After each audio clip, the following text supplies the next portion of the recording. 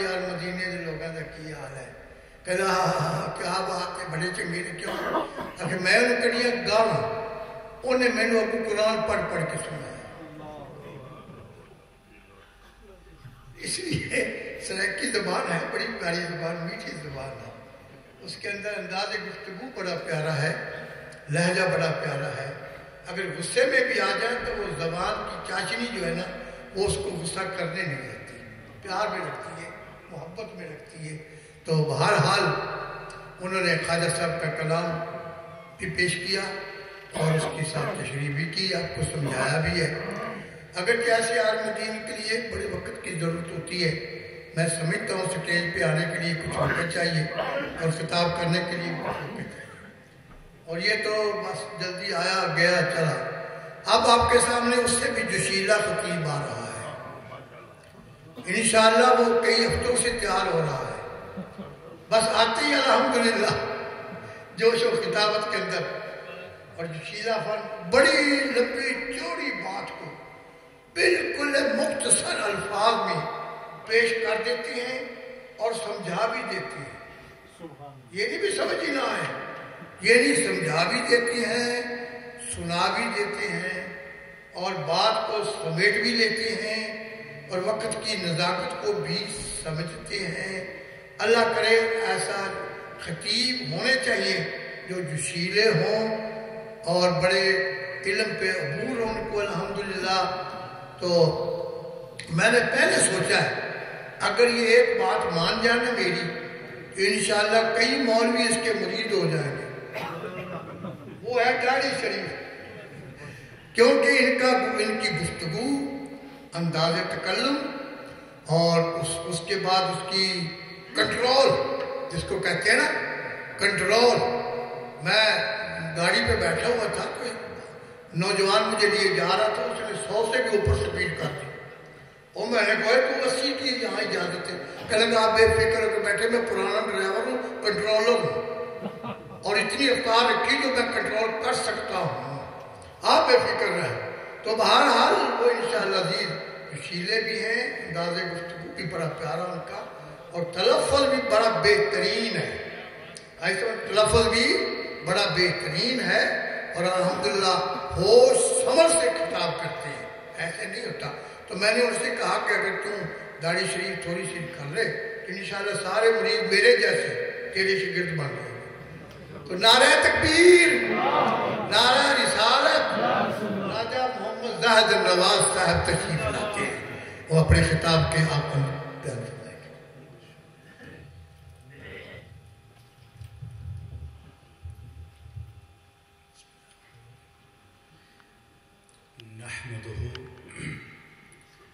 نحمده ونصلي ونسلم على سيدنا ومولانا محمد رسوله النبي الأمين المكين الحنين الكريم الرؤوف الرحيم، أما بعد، فأعوذ بالله من الشيطان الرجيم، بسم الله الرحمن الرحيم، يا أيها الناس قد جاءكم برهان من ربكم، صدق الله العظيم، إن الله وملائكته يصلون على النبي، يا أيها الذين آمنوا صلوا عليه وسلموا تسليما، اللهم صل على سيدنا ومولانا محمد وعلى آل سيدنا محمد وبارك وسلم۔ الصلاة والسلام عليك يا سيدي يا رسول الله، وعلى آلك وأصحابك يا سيدي يا حبيب الله۔ نہایت ہی واجب الاحترام، واجب التعظیم علماء کرام، بزرگوں اور دوستوں، السلام علیکم ورحمۃ اللہ وبرکاتہ۔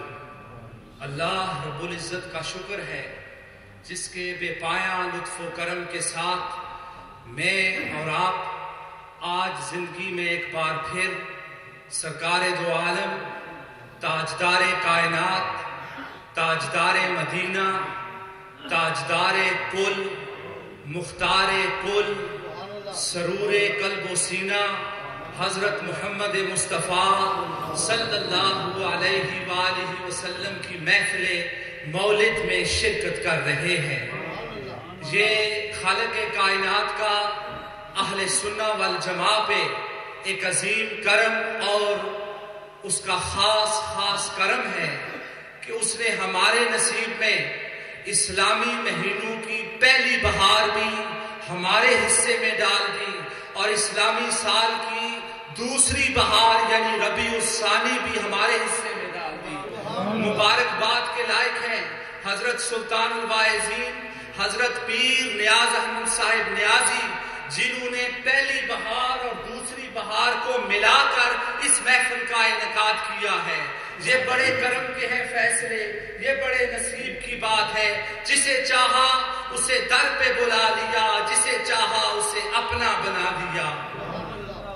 نعرہ تکبیر، نعرہ رسالت، علماء اہل سنت، حاضرین مجلس، لفظ بہار نے آج میری گفتگو کی سمت متعین کر دی ہے۔ جو کچھ میں سوچ کے آیا تھا وہ کبھی پھر زندگی رہی تو عرض کروں گا۔ آئیے چند باتیں لفظ بہار پہ کرتے ہیں۔ آپ حضرات اس بات سے بخوبی آگاہ ہیں کہ موسمی تغیرات میں کبھی بہار آتی ہے اور کبھی خزاں آتی ہے۔ خزاں کی بات وہ کریں گے جن کے نصیب میں رب کائنات نے خزاں لکھ دی ہے۔ ہم بہار کی بات کرتے ہیں۔ پوچھئے ماہر موسمیات سے کہ امکان بہار کے لیے، بہار لانے کے لیے کچھ شرائط کی ضرورت ہے۔ سب سے پہلے شرائط روشنی کا ہونا ضروری ہے، زمین کے اندر اعتدال ہو، زمین نرم ہو، پھر بہار آتی ہے۔ پانی کا ہونا ضروری ہے، پھر بہار آتی ہے۔ ٹیمپریچر کا اپنی خاص مقدار میں رہنا ضروری ہے، پھر بہار آتی ہے۔ رب کائنات نے جب چاہا، میرے ساتھ تھوڑا سا سفر کیجئے، رب کائنات نے چاہا کہ اب بہار عالمین کو لانا ہے، کائنات میں ایسی بہار لانی ہے کہ جس سے کائنات کا ذرہ ذرہ روشن ہو جائے۔ رب کائنات نے بہار لانے کے لیے الست بربکم کا اقرار لے لیا۔ یوم میثاق بھی گزر چکا، اب جسد آدم کو تیار کیا گیا۔ اندھیرا تھا، نور کی ضرورت ہے بہار کے لیے، روح نے انکار کر دیا۔ باری تعالیٰ اندھیرا نظر آتا ہے، تلخیاں ہی تلخیاں ہے۔ فرمایا ملائکہ نور مصطفیٰ سے جسد آدم کو منور کیا جائے۔ اب پیشانی آدم میں نور مصطفیٰ چمک رہا ہے۔ ادھر جاتے ہیں ملائکہ پیچھے پیچھے جاتے ہیں، ادھر جاتے ہیں ملائکہ تعظیم نور مصطفیٰ میں پیچھے پیچھے جاتے ہیں۔ فرمایا میرے پیارے آدم علیہ السلام، میں نے آپ کو خلیفۃ الارض بنایا ہے، جا زمین پر جا کر زمین کو سیدھا کر دے۔ جناب آدم علیہ السلام زمین کے اندر نرمی پیدا کرتے ہیں۔ سادہ زبان میں سمجھاتا ہوں، زمین پہ ہل چلایا جاتا ہے۔ فرمایا میرے پیارے آدم اب تو چلا جا، اب پانی کی ضرورت ہے۔ میرے پیارے نوح دنیا میں جا، تیرے دور میں میں نے پانی کی کثرت رواں دواں کر دینی ہے۔ کیوں؟ بہار کائنات نے آنا ہے۔ اب جناب نوح بھی گزر گئے۔ فرمایا اب باغیچوں کی ضرورت ہے۔ فرمایا میرے خلیل جا نعرہ نمرود میں کود کر، کودنا تیرا کام ہے، آگ کے اندر جنت کے باغیچے لگا دینا میرا کام ہے۔ اب ان باغیچوں کی رکھوالی کے لیے ان کو پانی کی ضرورت تھی۔ فرمایا میرے اسماعیل، ہائے ہائے میرے خلیل نے 80 سال سے زائد عرصہ انتظار کیا ہے تیرا، اب جا جد مصطفیٰ بن کر اپنی پیشانی میں نور مصطفیٰ کو چمکا کے اپنی قدموں کی ٹھوکر سے زمزم کے چشمے جاری کر دے، ان باغیچوں کو ہرا بھرا کر دے۔ اب حضرت اسماعیل بھی گزر گئے۔ فرمایا میرے کلیم اب ان باغیچوں کو دیکھ کر، اب ان بہاروں کو دیکھ کر بڑے بڑے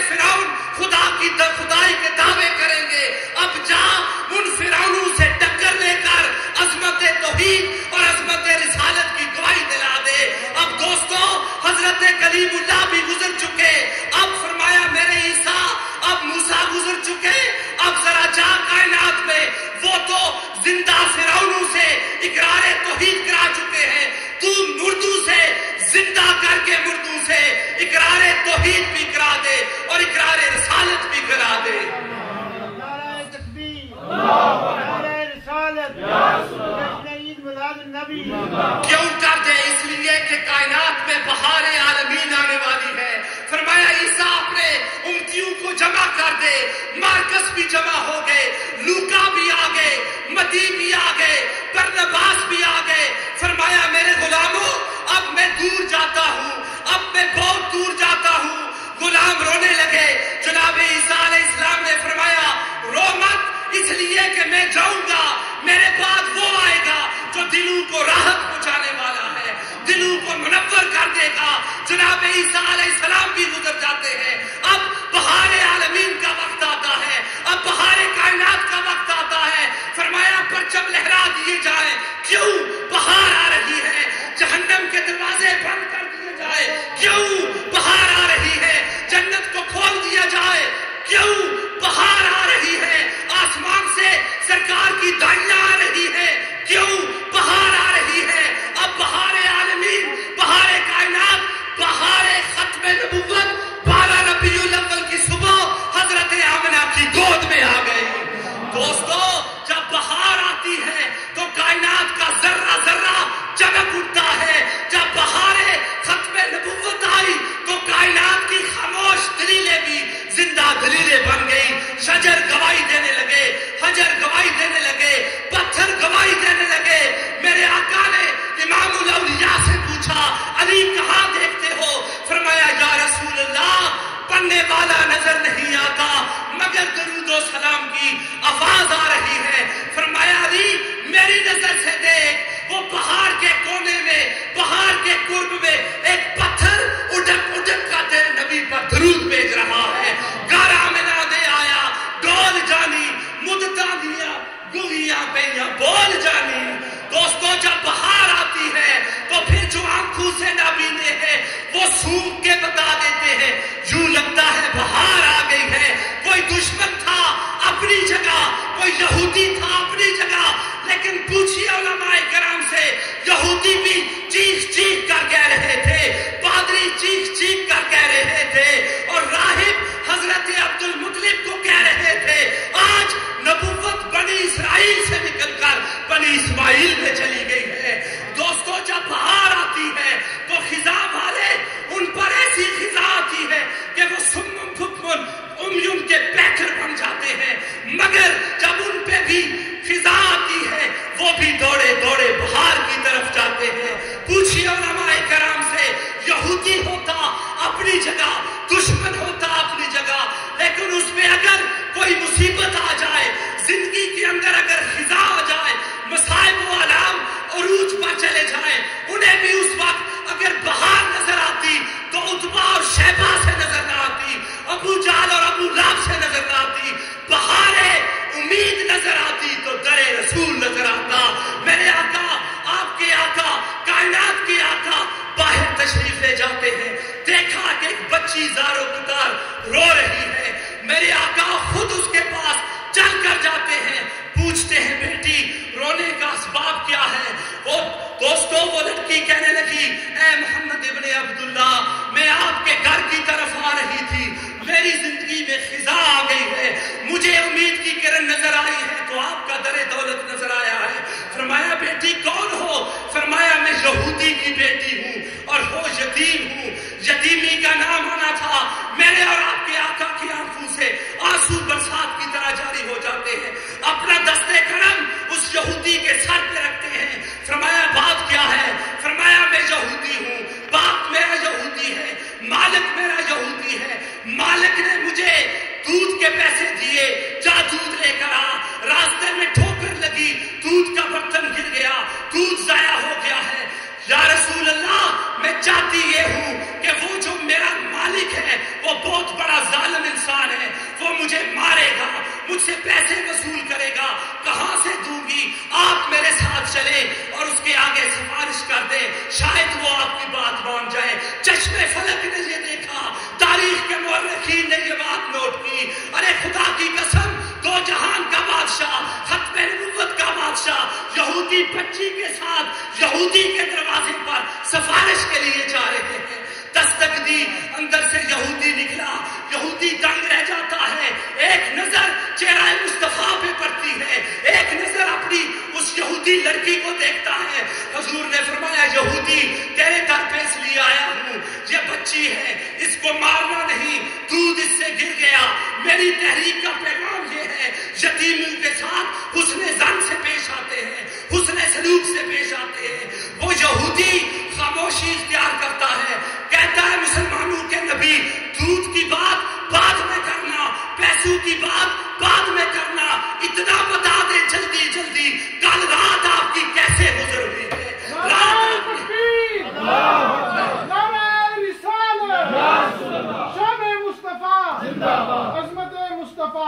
پوچھتا ہے آپ کی رات کیسے بسر ہوئی. حضور نے فرمایا یہودی کیا پوچھتا ہے؟ فرمایا جلدی جلدی بتائے. فرمایا یہودی سن، کل رات میرے رب نے مجھے مسجد حرام سے لے کر مسجد اقصی کی سیر کرائی. میں نے اس مسجد میں انبیاء کی امامت کروائی. میں نے کعبہ کا حسین او ادنا کی بلندیوں کو طے کیا اور پلٹ کر راتوں رات واپس آیا. یہودی کہتا ہے مسلمانوں کے نبی میں نے اپنی کتاب میں پڑھا تھا جب وہ خاتم الانبیاء آئے گا، جب وہ بہار کائنات آئے گی، جب وہ بہار عالمین آئے گی، اس وقت راتوں رات رب کائنات اس نبی کو معراج کرائیں گے. دوسرے دن ایک یہودی کی بیٹی سے دودھ کا برتن ٹوٹ جائے گا اور وہ نبی یہودی کے دروازے پہ سفارش لے کر جائے گا. جو آنے والا ہوگا وہی دعائے خلیل ہے، وہی جلووں کو دیکھ کر، ان بہاروں کو دیکھ کر، ان گل و گلشن کی پرکشش رونقوں کو دیکھ کر کہنا پڑے گا ان کے جلووں سے یہ سارے جلوے بنے، ان کی نظروں سے یہ سارے نظارے بنے، اور ان کے چہرے سے فتوحا کا چہرہ بنا اور ان کے پاؤں کے دھوبن سے یہ ستارے بنے. مجھے رخ فتوحا کی قسم.